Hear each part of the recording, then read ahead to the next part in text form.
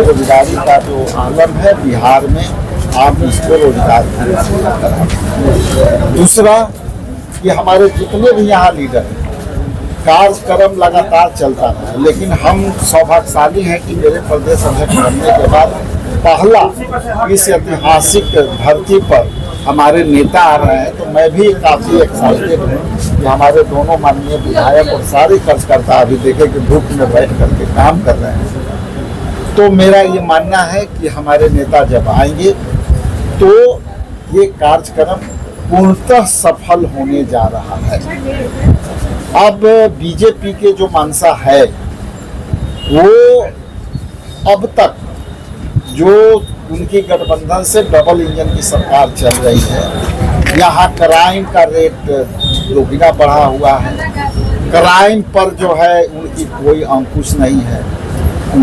आप आरा में देखिए कि जिस तरह से ज्वेलरी के दुकान में जो लूटे हुई, आप यहाँ जो व्यवसायी लोग से कुछ से बात हो रही थी तो उन्होंने कहा कि यहाँ व्यवसाय भी सुरक्षित नहीं है। जो देश के और बिहार के बनाने में जो वर्ग, व्यवसायी वर्ग जो टैक्स देते हैं, जो देश को चलाने में अपनी अर्थव्यवस्था का हिस्सेदारी मानते हैं, उसको भी आज सुरक्षित नहीं है। तो ये जो परिस्थितियां हैं, ये वर्तमान सरकार जो है टायर्ड और रिटायर की स्थिति में आ गई है।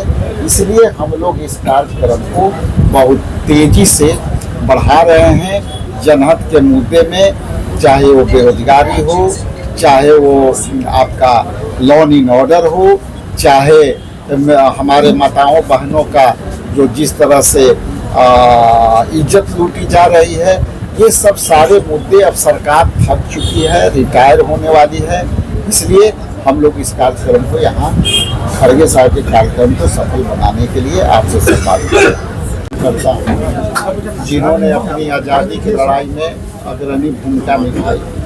और बक्सर और आरा और ये जितने भी शाहाबाद के एरिया है, वो हमारे पूर्वजों और पुरखों का धरती रहा है। और यहाँ मैं आकर के अपने आप को काफ़ी गर्वान्वित महसूस कर रहा हूँ कि इस धरती पर मैं आज आया हूँ।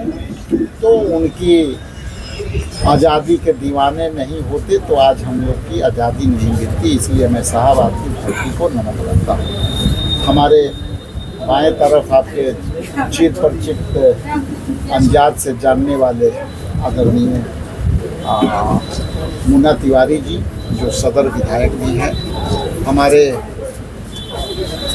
एमएलए राजपुर जो है विश्वनाथ राम जी, और यहाँ उपस्थित हमारे जिला अध्यक्ष आपको मंजीत आनंद जी, इधर यूसुफ जी, गगन जी,